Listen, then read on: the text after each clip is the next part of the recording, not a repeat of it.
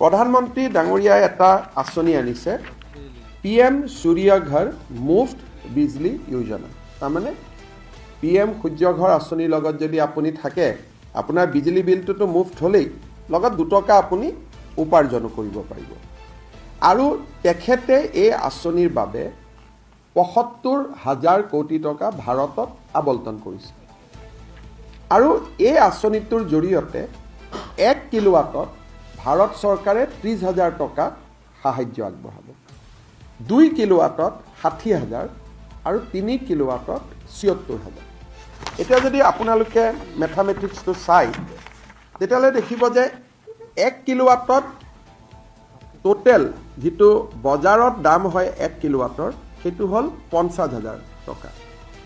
ভাৰত চৰকাৰে সাবসিডি দিলে 30,000 টকা তথাপিতো 20,000 টকা ঘৰৰ পৰা যাব লাগিব গতিকে মধ্যবিত্ত পৰিয়াল বা দুখীয়া পৰিয়ালে তাত ৰিলাক্টেন্ট হ'ব সেইকাৰণে আজি আমি ঘোষণা কৰিছো যে ৰাজ্য চৰকাৰে 15,000 টকা সাবসিডি দিব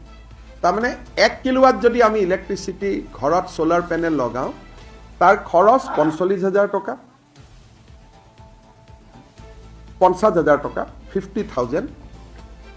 মোদী ডাঙৰীয়াই দিব 30,000 আৰু মামাই দিব 15,000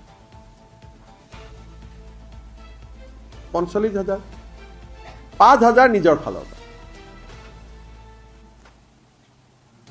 অসম চৰকাৰৰ এতিয়া যদি 2 কিলোৱাটৰ লগাও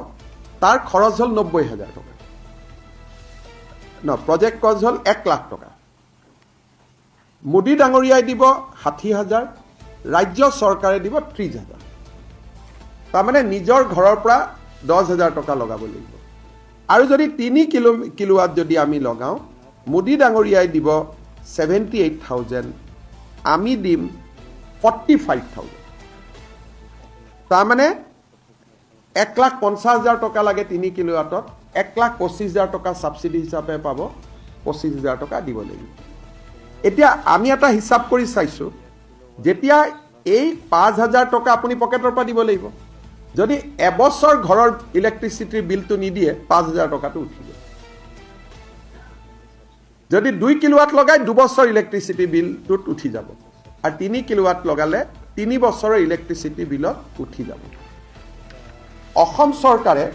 ষ্টেট বেংক অফ ইণ্ডিয়াৰ লগত কথা পাতিছে ৰাজ্য চৰকাৰৰ কৰ্মচাৰীসকলে আপোন ঘৰৰ দৰে ইয়াত বেংকৰ লোন ল'ব পাৰিব আৰু বেংকৰ লোনত মৰ্টগেজ দিব নালাগে আৰু বেংকৰ যি ইন্টাৰেষ্ট হ'ব তাৰো 1% ৰাজ্য চৰকাৰে অতিৰিক্ত কৰিব মই আকৌ এবাৰ ভাল কৰি বুজাই দিছো যাতে আমি সকলোৱে বুজি পাওঁ এটা সোলাৰ প্যানেল যদি 1 কিলোৱাটৰ ঘৰত লগাও তাত 50,000 লাগে 30,000 টকা নৰেন্দ্ৰ মোদী ডাঙৰীয়াই দিব 15,000 টকা ৰাজ্য চৰকাৰে দিব 2 কিলোৱাট লগালে 60,000 টকা মোদী ডাঙৰীয়াই দিব 30,000 টকা ৰাজ্য চৰকাৰে দিব 3 কিলোৱাট লাগিলে 78,000 টকা মোদী ডাঙৰীয়াই দিব ৰাজ্য চৰকাৰে 45,000 টকা দিব ফলত নিজে কিমান দিব লাগিব 1 কিলোৱাট লগালে 5,000 2 কিলোৱাট লগালে 10,000 3 কিলোৱাট ললে 27,000 সাধাৰণতে 2 কিলোৱাটত আমাৰ কামটো হৈ যায় জিৰো বিলৰ কাৰণে 3 কিলোৱাট মানে ব্যৱসায় কৰিব পাৰি তাৰমানে আমি ইলেক্ট্ৰিচিটি বোৰ্ডৰ পৰা পইচা ঘূৰাই পাওঁ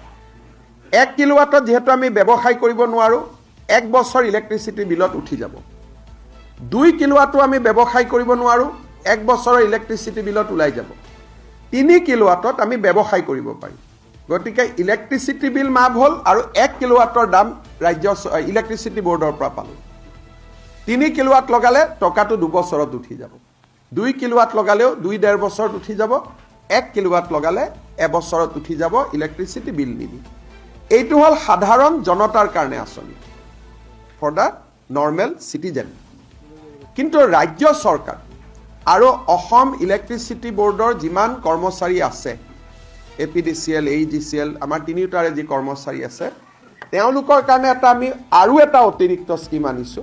যে আপোনালোকে লোন লওক এই 5,000 টকা বা এই 10,000 টকা আপোনালোকে লোন লওক ঘৰৰ পৰা দিব নালাগে ষ্টেট বেংকৰ পৰা লোন লওক, মৰ্টগেজ দিব নালাগে, উইদাউট মৰ্টগেজ দৰমহাৰ একাউণ্টৰ পৰাই টকাটো গৈ থাকিব। তাতো আমি 1% ইণ্টাৰেষ্ট ছাবভেনশ্যন দি দিম আপোন ঘৰৰ দৰে। সাংবাদিকসকলকো আমি এইটো সুবিধা দিম। আপোনালোকে যদি ঘৰত সোলাৰ পেনেল লগাই দিয়ে তেতিয়াহ'লে এই 5,000 টকাটো আপোনালোকে দিব নালাগে, DIPR ডিপাৰ্টমেণ্টে দি দিয়ে। আপোনালোকৰ কাৰণে আৰু এটা আমি অতিৰিক্ত পেকেজ দিছোঁ, যাতে আপোনালোকে ঘৰত তেতিয়া স্মাৰ্ট মিটাৰ